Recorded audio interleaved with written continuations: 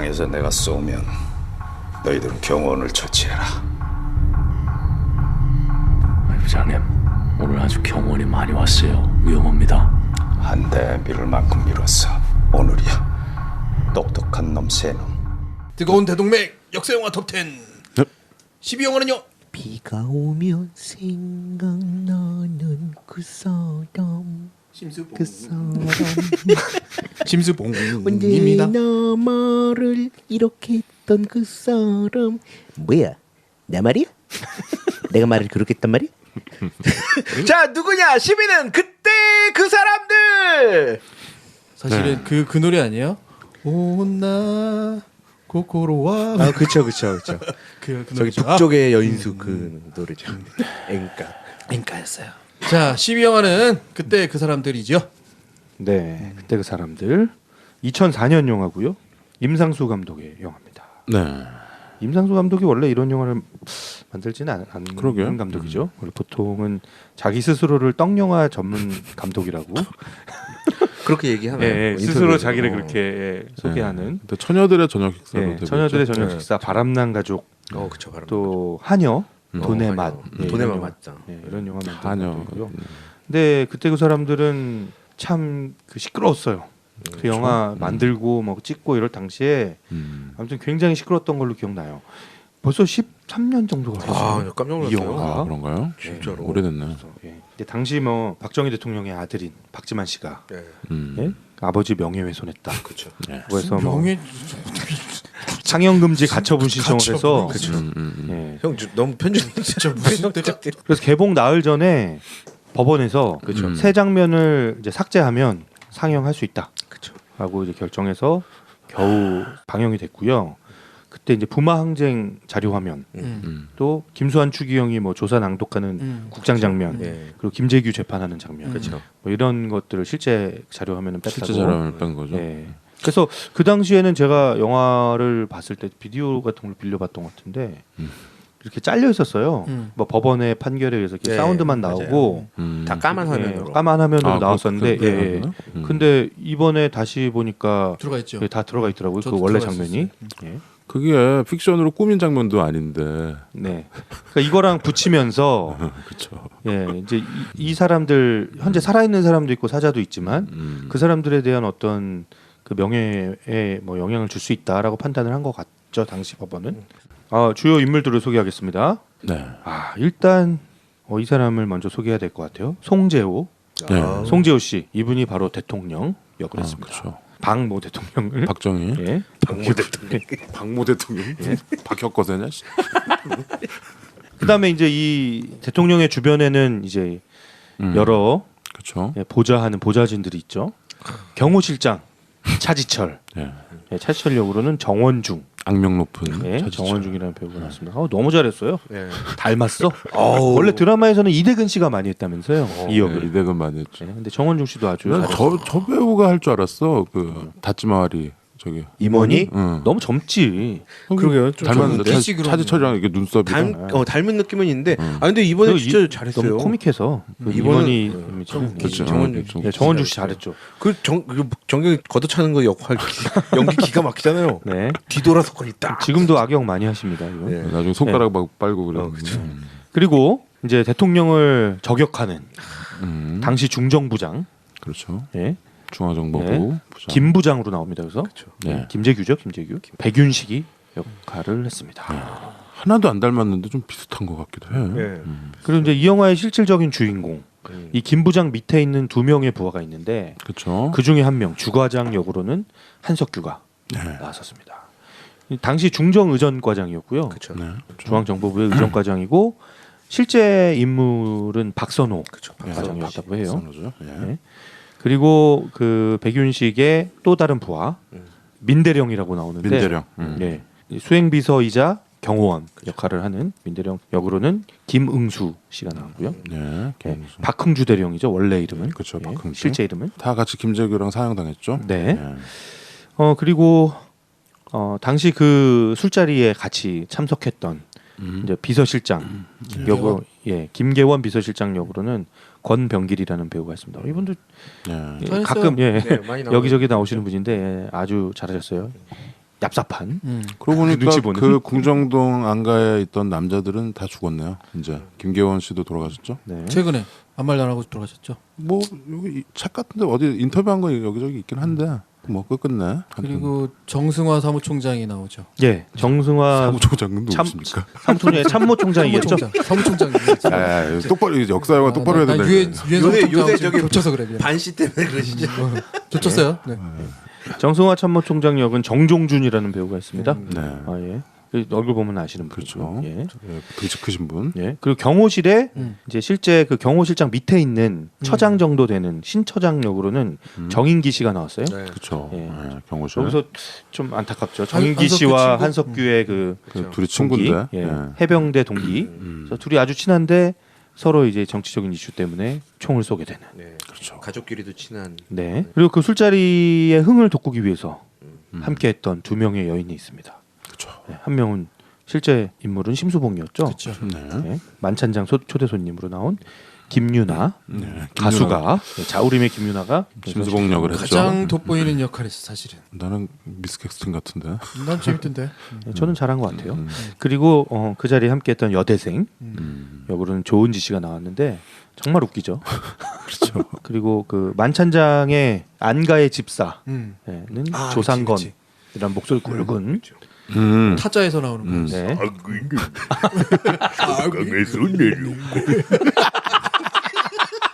이 돈은 안 받는 걸로 막 이런. 잘 비슷하네. 네. 이 정도 끝에 마지막에 이렇게 밥 먹는 장면이 한참 나오죠. 이 정도 소개하면 될 것 같습니다. 네. 여러분. 말을 했고. 아 예. 10위는 그냥 전공법으로 네. 우리의 현대사죠. 가장 문제가 있는 그날이지. 그렇죠. 12.6 사태 12.6 사건, 예. 박정희 대통령 시해 사건이죠. 79년 네, 1979년 10월 26일. 네. 이 사건을 영화화한 거죠.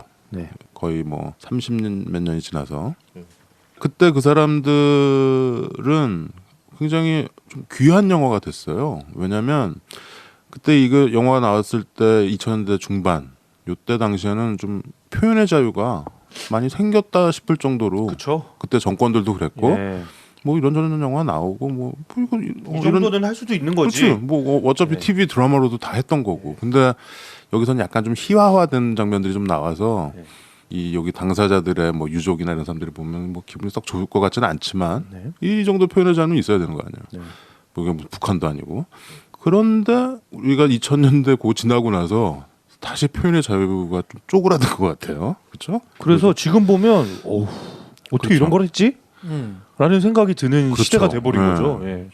근데 참 그것도 역사의 아이러니인데 우리가 역사가 꼭 이렇게 수레바퀴가 앞으로만 가지 않는다라는 거를 재확인시켜준 영화고 기본적으로 방금도 얘기했지만 이 그때 그 사람들은 블랙 코미디예요. 그렇죠. 역사를 그대로 뭐 해가지고 좀 심각한 게 한 게 아니고 굉장히 고증도 비슷하게 하고 이게 임상수 감독이 직접 각본까지 썼죠. 네. 굉장히 고증도 잘하고 뭐 이렇게 해서 했는데 기본적으로 그게 블랙 코미디인 거야. 네. 웃기려고 만든 영화죠. 근데 그냥 웃기에는 아주 이제 우리가 기억하고 모두가 다 잘 알고 있는 이거는 기본적으로 코미디 같은 사건이에요, 사실. 무지하게 심각한 사건이지만 네. 엄청난 코미디 같은 사건이거든. 그리고 거기다 약간만 웃음을 치면 반드시 이렇게 나올 수 있는 전공을 찔렀어요. 근데 뭐가 있냐면 사람들이 알고 있는 이 사건의 어떤 중요한 또 무게감과 블랙 코미디가 안 맞는 것 같다는 생각이 든 거지. 나. 특히 내가 진짜 마음에 안 들어하는 부분은 뭐냐면 박정희 역할을 하는 배우가 너무 유해. 박정희의 캐릭터가 저렇지는 않을 것 같은 거. 할아버지 같이 나와 그냥 나이든 할아버지. 안 닮았다 이거지. 그러니까 안 닮은 거 이전에 그렇게 사람들을 막 괴롭혔던 인물로 나오지 않고 약간 달리 해석될 수 있을 만큼이 나와. 그러니까 약간 시각을 돌려보면 이 사람이 뭐 피해자 혹은 총 맞아 죽은 대통령 정도로 약화될 수 있는 거지. 저 사람이 정말 총을 맞았던 이유가 앞에 말했던 부마 항쟁부터 그 중간중간 나오는 대사에 다 있거든. 한 10,000명 죽여도 됩니다. 뭐 이런 거. 그걸 그냥 그래야지. 뭐 이런 거. 근데 그게 너무 약해. 근데 나는 좀- 그거는 만 명이 아니라 100만 명. 그러니까 그런데 한 1000명 죽여도 된다고 차지철이 얘기한 예, 거지. 근데 폴포트는 100명 아니 죽였. 이 영화는 박정희한테 포커싱이 돼 있는 영화가 아니에요. 예, 맞아요. 예. 이거는 김재규와 그 사건을 그쵸. 벌이는 사람들의 이야기예요. 주인공은 김재규라고 봐야죠. 네. 김재규와 한석규. 한석규, 예. 김재규와 한석규? 근데 그러니까 백윤식과 자꾸 백윤식과 한번 한석규. 더 아주 정확하게 이제 얘기하고 가면 중간에 마지막 부분에 이런 나레이션이 나와. 윤여정 배우의 예. 나레이션 같은데 예. 이 철없는 남자들은 막 이러면서 이런 말이 나와요. 그렇죠. 그러니까 마지막 부분. 사실은 그게 뭐 역사에 어떤 정의를 할 수 있냐, 아직도 이 두 사람에 대해서 뭐 영웅이냐, 뭐 반역자냐, 혹은 뭐 진짜 의인이냐 철없는 아니면 인간이냐 예. 이런 것들이 다 남아 있긴 하지만 그 말 한마디를 거기다 붙임으로 인해서 약간 규정되어 버린 듯한 느낌이 그건 아니 그거는 그 사람이 그렇게 할 수 있는 거 아니에요? 그 물론. 감독이? 예. 물론 그냥 나는 저 사람들의 모습을 보면서 음. 그냥 저 사람들 모습이 참 코미디 같았어. 라고 해석을 한 거죠 임상수 그러니까 감독은. 제가 아까도 얘기했지만 네. 그런데 이 사건의 무게감과 이 코미디 자체가 사실은 안 맞는다는 얘기인 거죠. 그렇죠. 이게 이제 대통령을 암살하는 그런 상황인데 너무 약간 감독의 조소와 혼란이 묻어 있지 않나라는 생각이 나도 약간 들어요. 근데 그게 오히려 그렇게 갈 수 있는 거 아니야? 뭐 네. 그렇게 영화 만들 수 있는 거고 네. 오히려 그걸 극복하고 그렇게 만들 수도 있는 건데 글쎄요. 그때 그 사람들 이 영화는 아까 얘기를 잇자면 그때 당시에 이런 영화 나와서 다음에 또 심각하게도 나오고 또 이 밑에 있는 사람들을 주인공으로도 영화가 그렇죠. 나오고 왜냐하면 네. 굉장히 드라마틱한 사건이었고 네, 다양한 레이어로 보여줄 수 있는 그렇죠. 있을 거라고 생각을 그런 하셨던 거죠. 신호탄이라고 봤는데 네. 신호탄만 터진 거야. 그 뒤에 없던 거죠. 이게 좀 웃겨. 신호탄만 터졌어. 근데 왜 그런지 이제 그 이유가 나오는 거잖아요. 이번에 그 뭐 CJ에서 변호인 이런 것 때문에 불이익을 받았는데 뭐 이런 네. 얘기가 나오는 거 보니까 이게 우리가 북한이나 남한이나 이거 뭡니까? 이게? 억압이 있던 거죠. 백윤식도 블랙리스트에 들어가 있었대요. 네. 김재규 역을 해서. 당연하겠지. 네. 그랬을 것 같아요. 예, 이 박정희란 인물 사실 우리 현대사에서 가장 호오가 갈리는 인물인 네. 것 같아요. 굉장히 네. 문제적인 인물이고 네. 아직도 이 사람을 그냥 전 대통령이 아니고 네. 거의 반신격화해가지고 그렇게 네. 하는 사람들이 있고 우리 지금 탄핵 소추를 당한 지금 대통령도 다분히 그런 이유로 대통령에 당선이 됐잖아요. 아버지의 후광을 그렇죠. 입고. 네. 그런데 독재자고 살인마고 막 이렇게 얘기하는 사람들도 있어요. 그렇죠? 당연하지. 그런 사람들도 많고. 그러니까 굉장히 호오가 갈리죠. 그게 이제 어떤 좀 세대 그런 것도 좀 있는 것 같고 그래도 정권을 18년을 했잖아요. 그렇죠. 18년을 독재를 하면서 네. 뭐 좋은 일도 했겠죠. 나쁜 일도 했고. 그러니까 그거를 우리가 아까 얘기한 역사적인 우리의 눈을 가지고 들여다 볼 수 있는 그런 영화였었던 것 같아요. 근데 마지막 날만 나오지만 여기서는 그 전에 이제 여기 보면 자료 화면 같은 걸로 나오죠. 그 전에 바로 그때 79년 10월에 부마항쟁 네. 그런 거서부터 이렇게 화면 같은 게 나오더라고요. 네.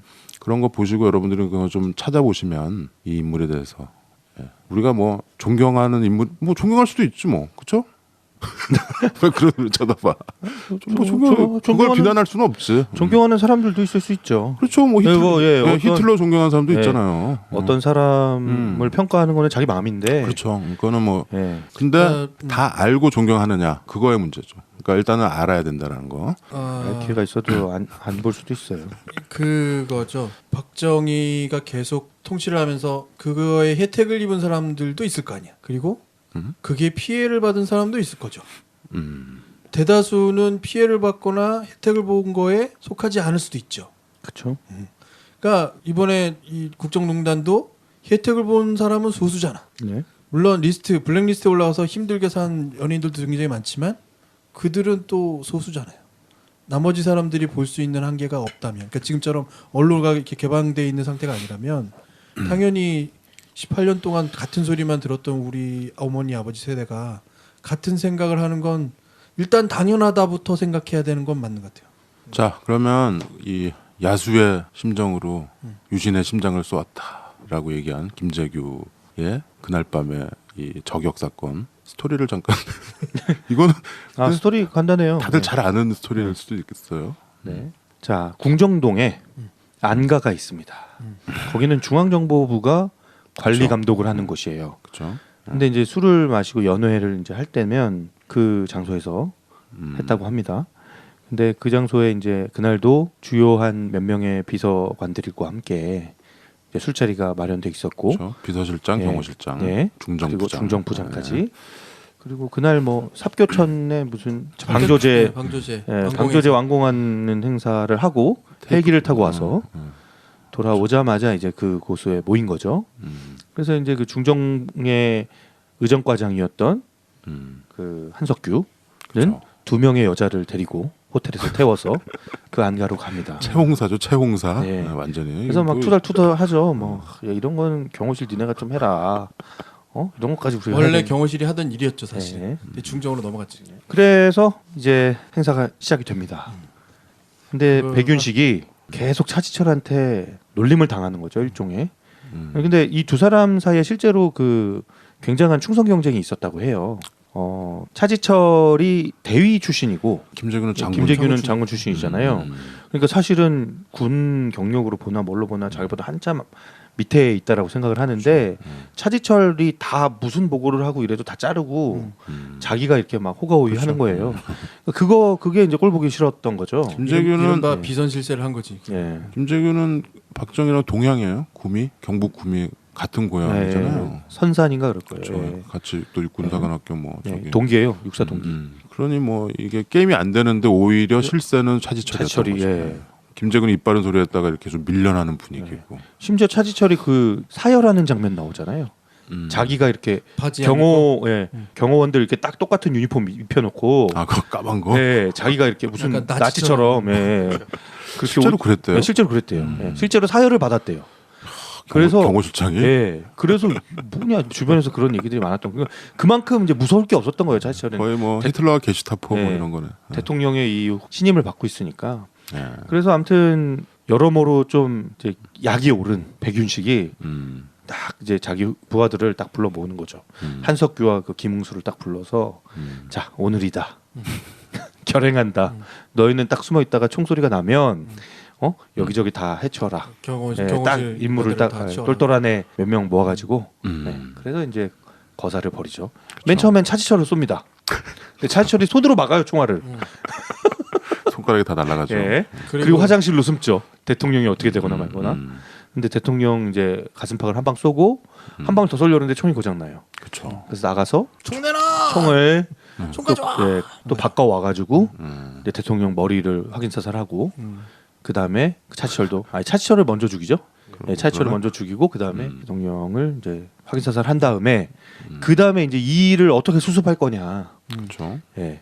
근데 이제 자기는 이미 자기한테 다 모든 정보권이나 이런 게 다 넘어왔다고 생각을 하고 착각한 거지. 예. 자가에서 참모총장만 데리고 육본으로 갑니다. 그렇죠. 근데 이제 그 자리에 있던 동석했던 비서실장이 불어버리는 거. 예. 그렇죠. 김기현. 자기가 예, 쏜다. 다른 데 가서 싹 얘기해 버려 가지고 결국에는 체포되고 그 사람은 다 이제 사형의 길을 걷게 되는 어떤 거기까지의 이야기를 다루고 있습니다. 그렇죠. 예. 그 10월 26일 하루의 이야기죠. 하룻밤의 이야기죠. 하루의 이야기.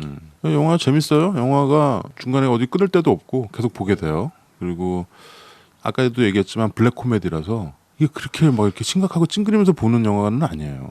상황은 되게 심각하고 찡그릴 만한데 그렇지 않죠. 그리고 1979년 고증 같은 것도 잘했고 네. 중간에 그 광화문 앞에서 그 뒤에 중앙청 있고 네. 그거 CG야? 중앙청이 이때는 없었잖아 2000년대는. 네. 중앙청은 CG겠지. CG를 넣겠죠. CG로 한 건가요? 중앙청 CG인데 그 딱 학생들이 애국가 나올 때 막 움직이고 이러면서 경복궁 그 한 켠을 딱 찍은 거기? 거. 네. 그거 완전히 딱 잘라 찍은 것 같더라고. 아 그거야 그렇게 찍은 건데 나는 그 중앙청이 나와서 근데 이때 정치적 상황을 조금 말씀드리면 네? 당시에 이제 부마 항쟁이라는 게 요 사건이 있기 직전에 마산. 있었어요. 이건 뭐냐면 김영삼 전 대통령이 음. 신민당 총재 시절에 김영삼은 이제 신민당 총재였는데 YH 여공 그 사건이 벌어졌잖아요. YH 여공 사건 예. 그 얘기 간단하게 예. 설명을 해주십시오. 예. YH 여공 사건은 YH라는 가발 공장인가 그럴 거예요. 그 여공들이 결국 회사가 폐업을 해버리면서 붕 떠버리는 거야. 이금도 안 주고 그러니까 이렇게 파업을 하다가 도망을 가는데 그게 시민 당사로, 야당 예. 당사로 도망갔어. 네. 야당 그렇죠. 당사에 들어서 이렇게 농성을 하면서 김영삼 그때 당시엔 시민당 총재겠죠. 예. 그래서 보호를 해달라고 그러니까 이제 그렇게 해서 보호가 됐는데 그거를 차지철이 예. 경찰을 다 동원해서 예. 야당 당사에 뚫고 들어와가지고 침입을 그 했어요. 사람들을 끄집어내는 거예요. 강제 해산시키는 거야. 근데 여공이 그 중에 한 명 한 사망을 명이 죽었죠. 저 창이 높은 데서 떨어져서 음. 사망하죠. 그리고 실제로는 김영삼 총재도 그냥 막 두드러 패서 끌고 나온 거예요. 막 맞았어. 그리고 음. 그 다음 회기 이제 국회에서 김영삼을 국회에서 제명시켜 버리는 거야. 아예. 예. 김영삼이 또 그거 가지고 인터뷰를 좀 세게 했어요 외신들한테. 그렇지. 그러니까 가게 이제 모가지는 밑으로도 뭐 예. 새벽에 온다. 그 유명한 얘기였죠. 그러니까 가게 이제 먹어야지. 의원직에서 제명을 시켜버린다. 제명 여기 당하죠. 이것 때문에 벌어진 일이 부산 부산 마산의 데모 사태였죠. 그렇죠. 김영삼의 정치적 고향이죠. 예. 근데 그쪽이. 이제 이거를 살펴보니까 실제로 김재규가 이제 내려가서 현장을 봤대요.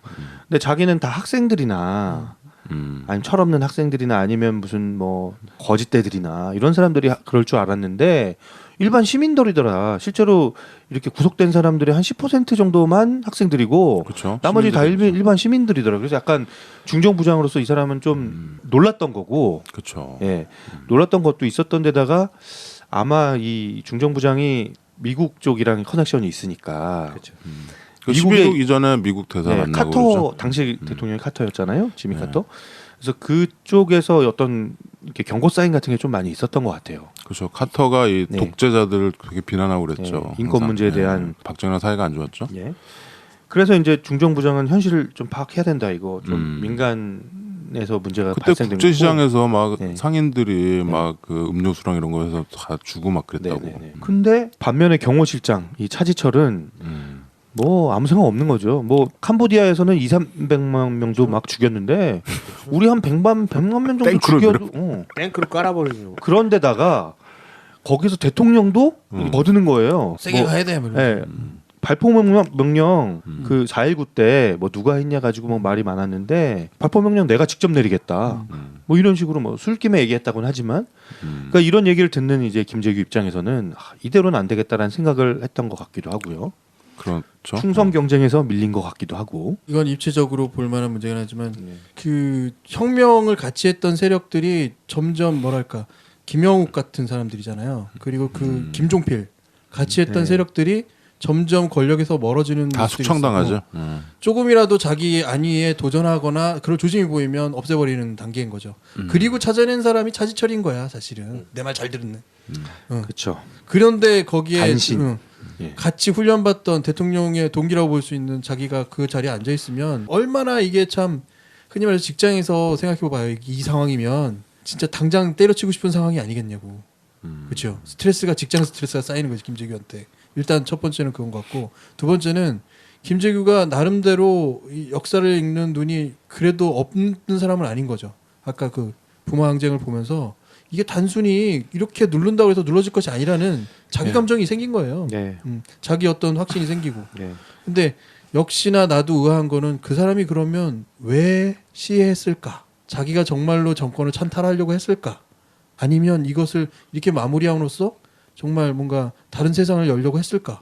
그 부분에 대해서는 그거는 누구도 해석이 안 돼. 네, 좀. 누구도 답을 명확하게 못 내리는 상황 같아요. 의견이 분분하죠. 김재규가 치밀하게 계획하고 한 계획범죄다라고 하는 얘기도 있는 반면에 우리가 아는 바로는 그냥 술 먹다 빡쳐가지고 그 이후에 그 사건 이후에 이제 그 재판. 보안사가 보안사. 예, 전두환이 이제 보안사령관으로 있는 보안사령관 예, 보안사가 이제 사건을 수사하잖아요. 합동수사본부. 예, 네. 거기에 이제 장을 그 전두환이 맡게 되는데 처음에는 우발적 살인이라고 얘기를 하다가 나중 되면 계획 살인이라고 바뀐대요 이야기가. 그렇죠. 근데 이제 나중에 계획 살인이라고 하니까 그 당시에 이제 뭐 검사들이나 이 조사관들이 이게 무슨 계획 살인이냐고.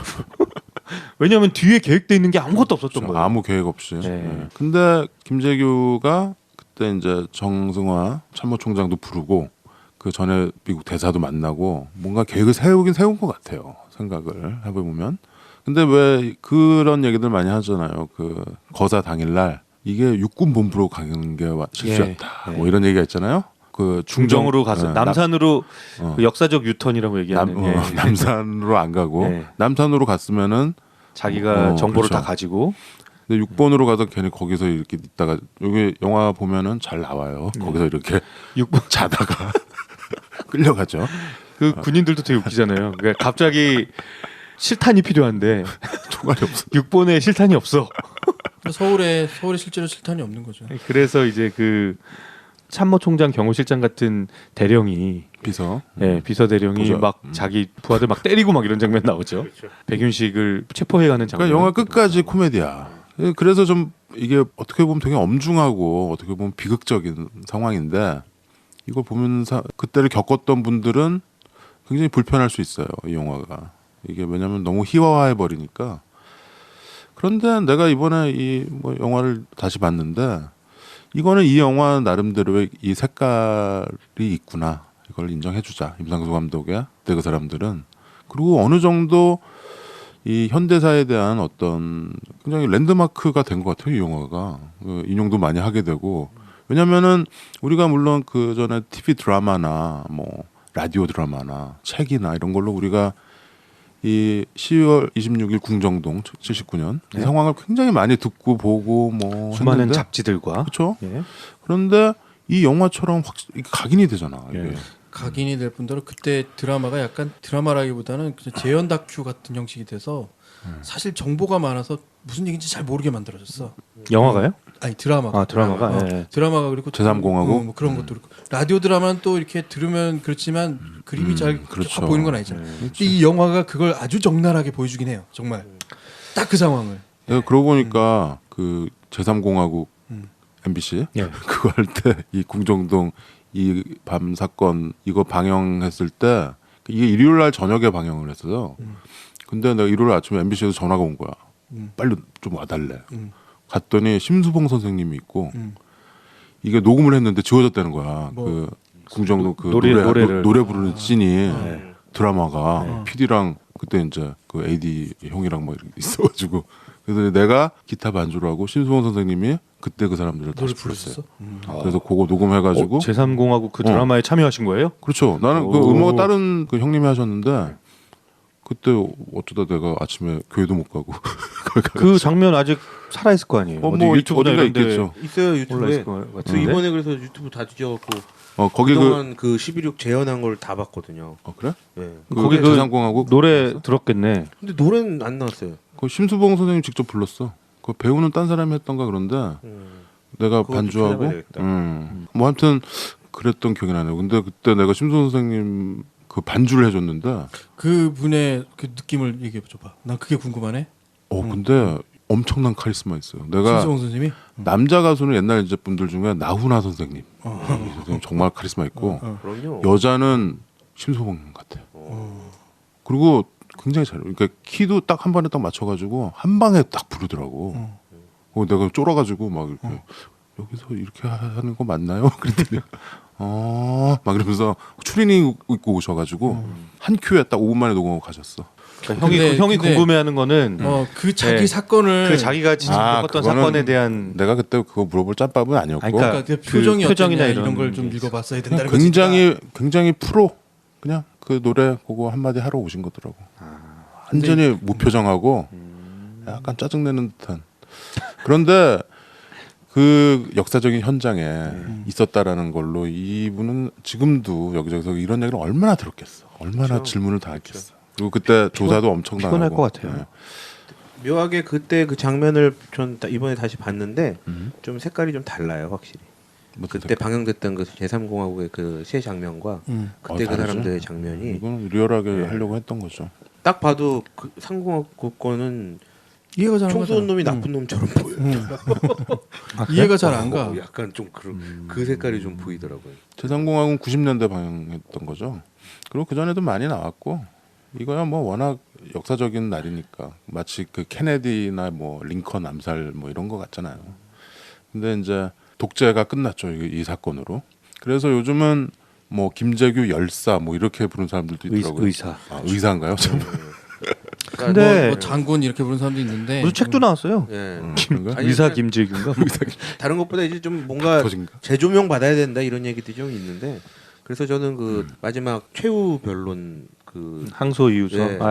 뭐 최종 변론. 네, 최종 변론 하는 장면을 들었는데 20분이 좀 넘거든요. 그거 녹음된 게 네, 있죠. 녹음된 거 예, 그거 유튜브에 있습니다. 예, 그래서 예. 그거를 듣는데 글쎄요, 제가 알던 역사 속의 인물과는 좀 다른 생각이 들더라고요, 확실히. 네. 근데 어쨌든 독재 정권 하에서 뭐 자기가 어떤 생각을 하고 어떤 결과를 냈든 간에 호가호위하고 나쁜 짓도 많이 했대. 아, 그럼요, 그랬겠죠. 네, 그러니까 좀 판단하기가 어려운 거죠. 그 중앙정보부 부장은 네. 지금의 뭐 국정원 원장 이거랑은 게임이 안 되는 거예요. 그렇죠. 그때 당시에는 엄청난 최순실 이상이었겠지. 최순실 잽도 안 되지 사실. 최진실이랑 김기춘 합쳐놓은 것 끌려가면 같은. 바로 간첩되는 데인데 거기가. 그렇죠. 그 엄청난 권력을 가진 기관이었고 그냥 부장이라고 그래서 무시하면 안 됩니다. 그렇죠. 예. 아유, 그리고 한석규 의정과장도 여기서 그렇게 센데요, 파워가. 그 고문실을 다 돌아다니면서. 이게 이렇대잖아요. 그러니까 여기 나오는 한석규의 역할이 아까 말한 채용사의 역할인데 예. 이 행사가 일주일에 2-3번 있었다고 하잖아. 그 중에 한 번은 대행사, 작은 게 2-3번 있고 아, 대행사, 연애요, 소행사를 연애? 부르잖아요. 대행사는 2명의 연예인 1명 혹은 뭐 그러니까 이런 사람이 여러 명 모여서 음. 술을 먹는 거고. 대통령 참석해서 네. 그냥 혼자 하룻밤 이렇게 네. 술 마시고 술 여자랑 같이 하고 이게 소행사. 예. 그러니까 그 나이에 일주일에 2-3번씩 여자를 바꿔가면서 했던 거예요. 결국 문제는 뭐냐면 국가 대통령이 연예인들을 혹은 대학생들을 그냥 데려다가 이렇게 한 거야. 그러니까 이게 일주일에 2-3번이었다는 거야. 그게 이 사건의 가장 중요한 점은 나는 그건 것 같아요. 그거를 계속하는 역할 담당을 해서 어레인지 해주는 사람이 있고 중간 처음에 딱 보면 나오잖아.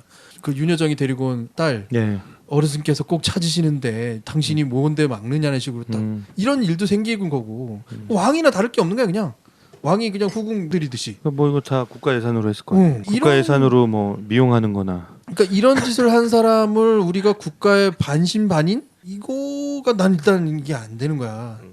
이게 어떻게 반신반인이냐는 거지. 아니 그러니까 나쁜 그렇게 된 놈인 거지. 그게 그렇게 된 거지. 뭐 북한의 김일성은 안 그랬겠어요? 그 무소불위의 권력을 휘두르니까 이런 거는 아무것도 아니라고 생각하는 거죠. 저는 그래서 이 영화가 그 아까 뭐 오샥 형이 우리한테 각인시켜줬다라고 얘기하는데 저는 독재란 무엇인가? 라는 것에 대해서 그렇게 직설적이지 않고 이렇게 원쿠션 정도 쳐서 보여주는데 이게 우회적으로 대중들한테 독재란 무엇인가라는 거에 대한 질문의 답을 이렇게 이미지적으로 각인시켜줬다. 그것만 해도 저는 굉장히 의미가 크다라고 생각을 하고요.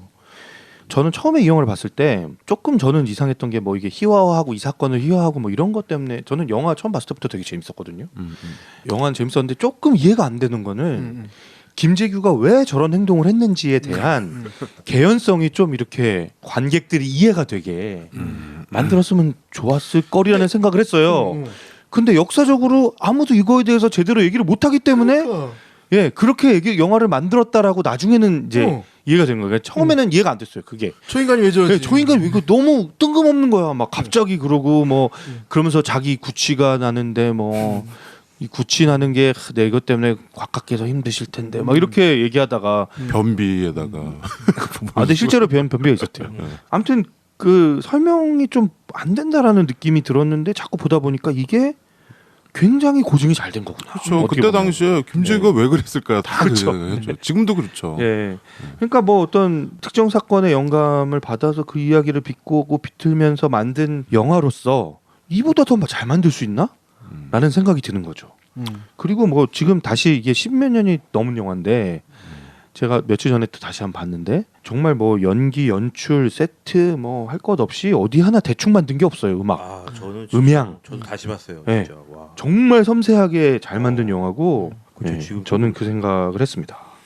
저도 이번에 너무 재밌게 봤어요. 그때 그 당시 개봉하고 한 2006년 정도 그때 한번 찾아서 본 것 같은데 그때 봤을 때랑 지금 볼 때 왜 이렇게 재밌는지 모르겠어요. 이제 너가 이제 좀 역사적인 관심도가 좀 안목이 생겼어? 예, 역사적인 좀 안목과 관심과 그 의미를 이제 조금 알게 된고 나서 뭐, 그럴 수도 있고요. 그랬을 수도 있죠. 그리고 디테일 중에서 저는 좀 이건 진짜 놓치면 안 될 디테일이라고 생각했던 게 뭐냐면 그때 이제 뭐 6번으로 가냐 중정으로 가냐 이거에 대한 상황 판단이나 그리고 그 이후에 뭐 사실 중앙정보부가 손발을 착 맞춰가지고 미리 계획돼 있는 게 아니긴 했지만 잘 맞춰서 했으면 이제 그렇게 자기들이 비참한 죽음을 당하지 않았을 수도 있었을 텐데 그때 이제 그 판단이 참 잘못됐다라는 평가가 있잖아요. 근데 그거를 그 한석규가 그런 대사를 쳐요. 뭐 갑자기 막 그때 막 신발도 안 신고 막 김재규가 뛰어나오고 막 이랬대잖아요. 네, 그렇죠.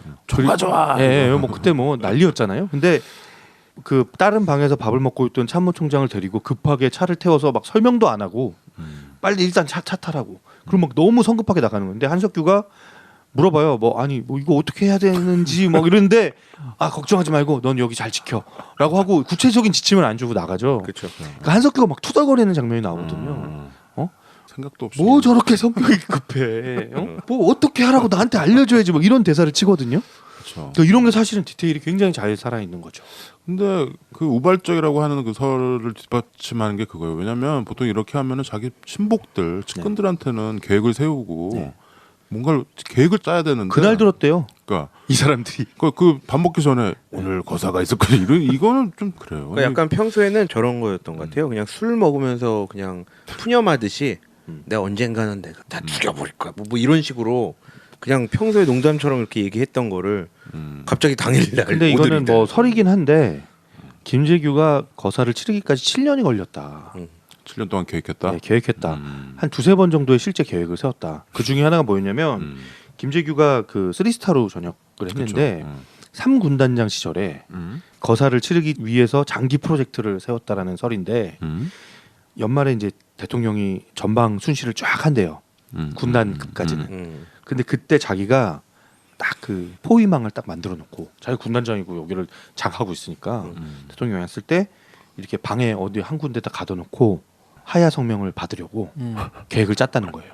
근데 그런 얘기가 있었고 그때 실패했고 또 이 사람이 뭐 건설교통부 장관인가 뭐 이런 거 할 때 또 한 번 그런 계획을 세웠다가 뭐 실패했고 뭐 이런 얘기가 있더라고요.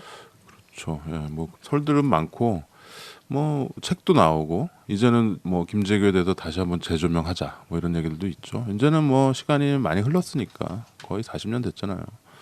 그리고 뭐 이번에 보면은 뭐 김재규의 재산은 어디로 갔나 엄청난 재산을 가지고 있었는데 이번에 그 천경자 미인도도 네. 김재규 거실에 있었던 그림이래잖아요. 아 그래요? 그래서 그거가 김재규가 갖고 있었기 때문에 진품이다라고 얘기하는 사람들도 있어요. 그 화가 본인은 아니라고 하는데 그것도 웃겨. 그래서 다시 한번 재조명하는 거죠. 이럴 때 이거는 김재규가 죽인 게 확실하니까. 케네디를 죽인 건 하비 오스왈드가 아닐 수도 있다라는 아니래잖아. 네. 우리가 JFK 하면서 봤지만. 그렇죠. 근데 김재규 이 사람은 글씨 같은 것도 되게 잘 쓰고 그 마지막에 최후 변론하는 거 들어보면 굉장히 논리가 명석해요. 아 그럼요. 예. 죽기 바로 직전인데. 되게 그 문학적인 사람이었대요. 예, 또 그렇기도 하고. 그 이때 국제 정세를 좀 보면 어차피 카터가 압박을 가하는 가장 큰 이유 가운데 하나 그 대사에도 나오거든. 그러니까 우리가 핵을 가져야 돼. 그러면서 대통령이. 근데 예. 실제로 핵 개발을 하기 위한 수많은 준비 작업을 그 CIA 사주설이 있죠. 했기 때문에 CIA가 더 이상 놔뒀다가는 핵 개발을 진짜 할 것 같다라고 해서 누가 이 부분에 적합자냐는 것을 찾아서 김재규하고 제할 줄을 대고 김재규로부터 이제 암살을 하는 것까지는 끄집어낸 거죠.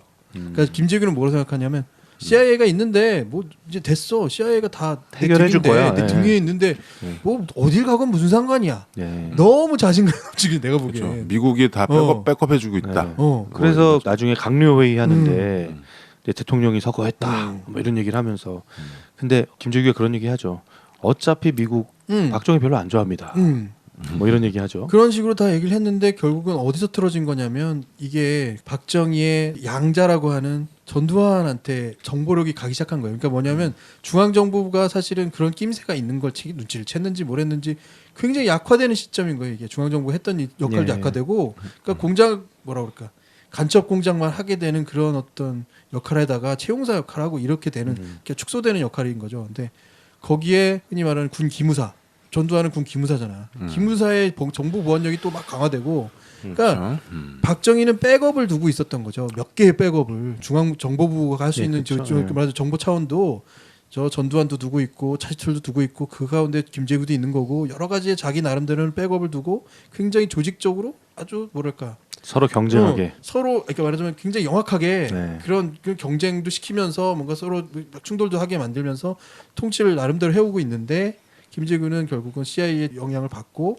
일까지 치른 건데 그 다음에 문제가 결국은 전두환이 그 모든 사실을 알아내고 그걸 처리하는 장면에서 나오는 역사의 비극이 있는 거라고 그렇죠. 보는 거죠. 이 사건으로 18년의 독재가 끝나고 다시 10년에 민주주의의 봄이 오나 했는데 다시 축소가 개주는 상황이 됐죠. 그래서 실제로 CIA 문건 나중에 나온 얘기에서는 실제로 전두환을 암살하는 암살 계획도 세웠다라는 거야. CIA가 사실은. 뭐. 그렇죠. 그거는 제5공화국인가 보면은 뭐 그런 것도 나와요. 전두환 암살. 또 하나만 보면 요즘 많이 회자되는 금고가 나오잖아. 음. 금고에서 돈을 빼서 누군가한테 전달을 해줘. 그러면서 그 사람이 이제 돈을 빼가서 이렇게 막 가지고 가. 그러면서 청와대 금고. 근데 그 마지막 말이 되게 지금 보니까 되게 스마트하면서 되게 짜릿한 말이야. 그럼 뭐라는 줄 알아?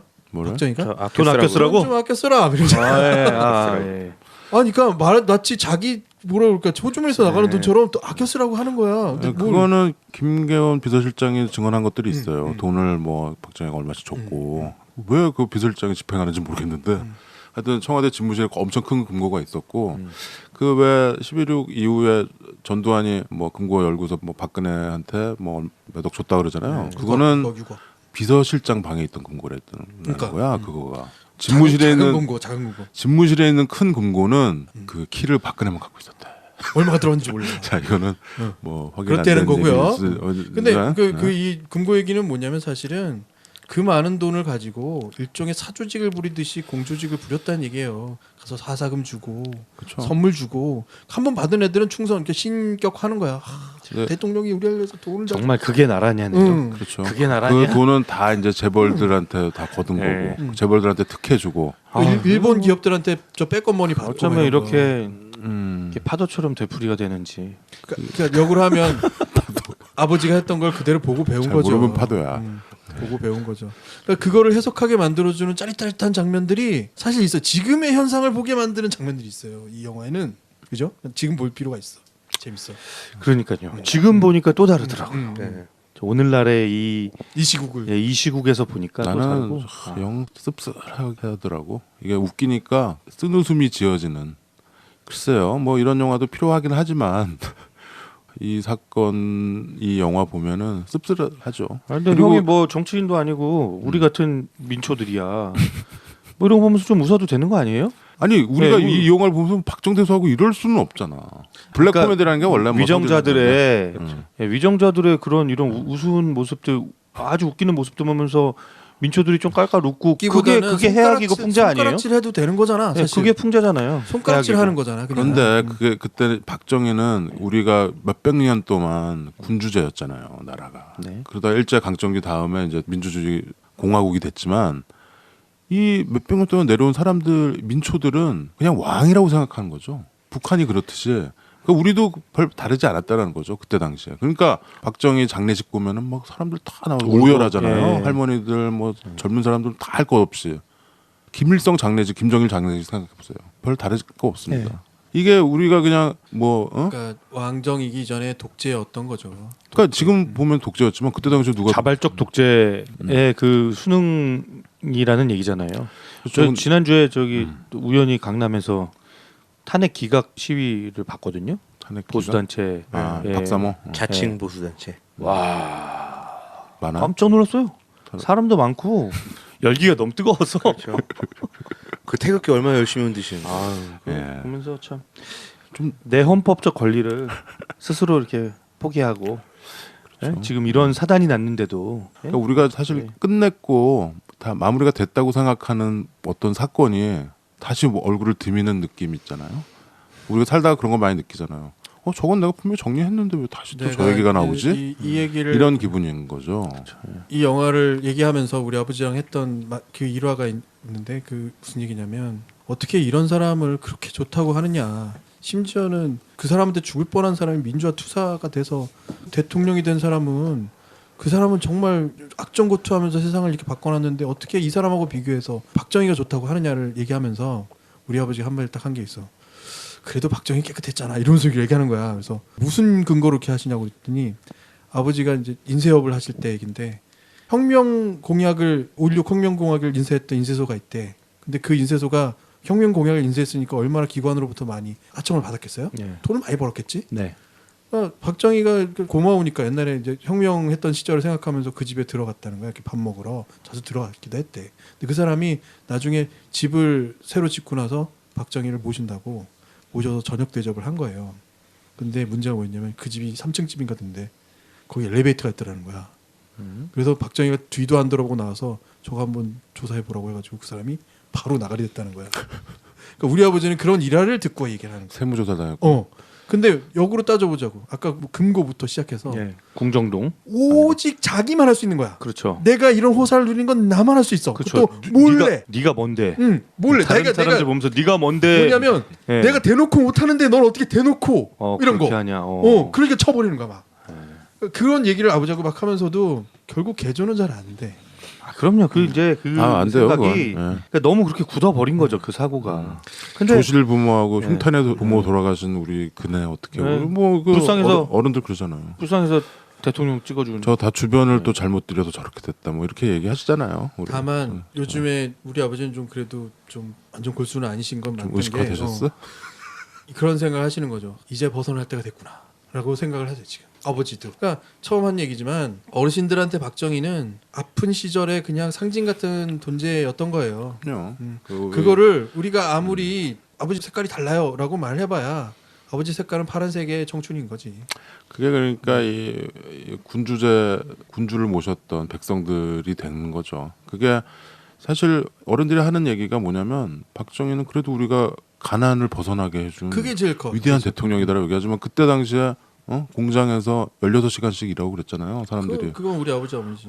그렇게 일하시고 허리띠 졸라매고 그렇게 하고 베트남 가고 사우디아를 가고 막 독일 가고 그렇게 하셨던 분들 때문에 이렇게 됐는데 그게 아니고 박정희가 그렇게 해줬다 이거야. 한일 수교 해가지고 그 돈 지금 위안부 이거 예, 당사자들 비슷하죠? 합의 전혀 안 된 건데 그거랑 그때 똑같이, 당시에 예. 그냥 정부끼리 해가지고 돈 받아가지고 예. 그걸로 뭐 기업들 고속도로. 차관 그렇죠. 주고. 그 경부선가 했다고 그러고 사실 그게 공과를 다 따져야 되는 건데 옛날 분들은 아유 나라님 우리 박정희 대통령이 우리를 가난에 뭐 벗어나. 쌀도 주고 뭐 무슨 밀가루도 주고 그랬다면서. 그렇죠. 근데 우리는 그럴 수 없잖아요. 우리는 그래도 그러니까 우리는 팩트 역사를 잘 보고 파악해서 공과를 가르고 그 다음에 호불호가 생기는 거 아닙니까? 야, 자 사실 영화로 돌아가서 우리가 이거 밤샐 것 같아 만약 이거 얘기하면은 우리들 얘기니까 뭐 영화 자체는 이거 별점 매기는 거 아니지 참. 네. 근데 영화는요 다시 보니까요 옛날에 처음 봤을 때는 그게 그렇게 불편했는데 불편하지 않더라고요. 재밌었어요, 이번엔? 이제는 정말 이게 팩트에 가까운 그 모습이겠구나를 그렇게 보게 되고 다만 그 대학생 역할했던 좋은지. 웃기기도 하지만 저렇게 되면 좀 그런데 이런 생각도 좀 하고 결국은 그때 그 사람이라는 노래를 듣기 위해서 심송을 부른 게 아니라는 게 이 영화의 이 영화는 안 나오죠. 팩트잖아요. 그러니까 뭐냐면 그 노래를 듣고 싶은 게 아니라 그 엔카를 잘 부르는 가수를 가수를 듣고 싶었던 네. 거죠. 또 중간 중간에 막 일본어로 얘기하잖아, 지들끼리. 네. 그것도 참 거슬리죠. 거슬리는데 김재규도 결국은, 그러고 박정희도 그러고. 결국 그럴 것 같다라는 개연성을 또 많이 주잖아. 이것들이 그랬을 것 같다. 저 여기 김재규도 일제 시대 때 그 무슨 군관학교 이런 데 출신이에요. 그렇죠. 글쎄요, 그렇게 불편한 지점도 있지만 영화적으로는 뭐 우리 얘기했듯이 상당히 이정표적인 영화였다. 그렇게 평가가 되나요? 대충 만든 부분이 없다.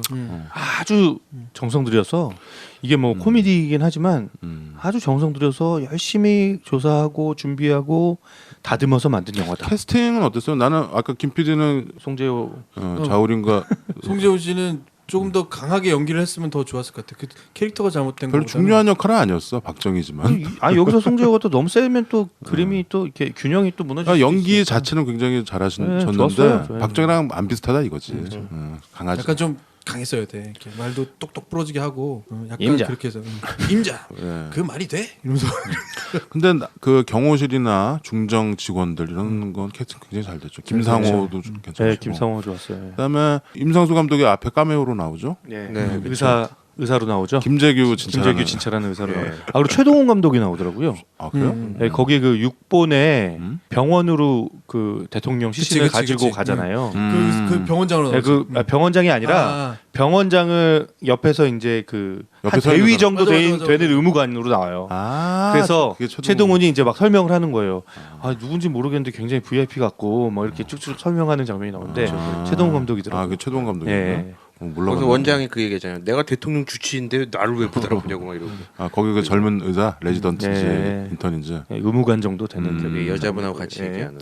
그다음에 봉태규, 홍록기죠. 홍록기. 홍록기 둘이가 예. 카메오 비슷하게 웃기죠. 구정 출연 비슷하게 했어요. 둘 다 이제 군인으로 나오죠.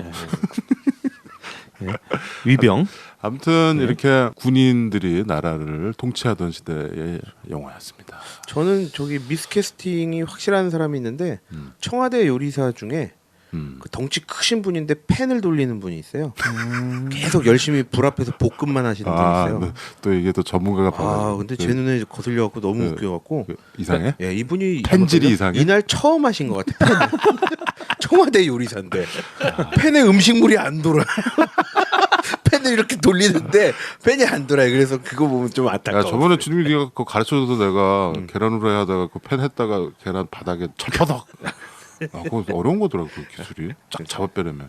아무튼 그런 디테일은 못 살린 걸로 예. 하겠습니다. 그리고 영화 시작 1분 30초 만에 오게티가 나와서 예, 임상수 감독이 뭐 뭐가 디테일에 그 뒤에 장면들은 참 디테일 있게 막 그 안가의 모습도 이렇게 위에서 내려다본 씬으로 이렇게 쫙 훑은 장면도 전 아주 인상 깊게 보고 했는데 처음에 깜짝 놀라는 장면 있잖아요. 수영장에서 여자 세 분이 상의를 탈의하고 풀로 뛰어드는. 예. 근데 아 그 여자였나? 가운데 여자분이 남자인 줄 알았어. 예. 가슴이 편편해가지고. 완전 편집해야 돼요. 근데 이 수영장으로 뛰어드는 가운데 여자분이 생머리로 뛰어들었는데 물 속에서는 머리가 묶여 있어요. 그래서 좀 실망했어요. 뛰면서 확 묶은 거지. 되게 빨리.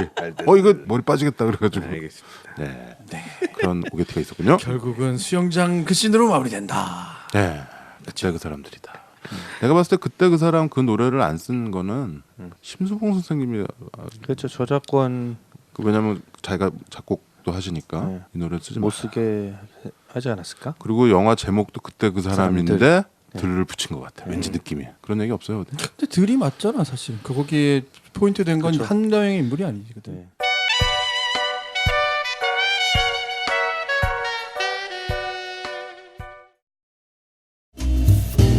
막무반의 신체 공격 영화 리스트업 무슨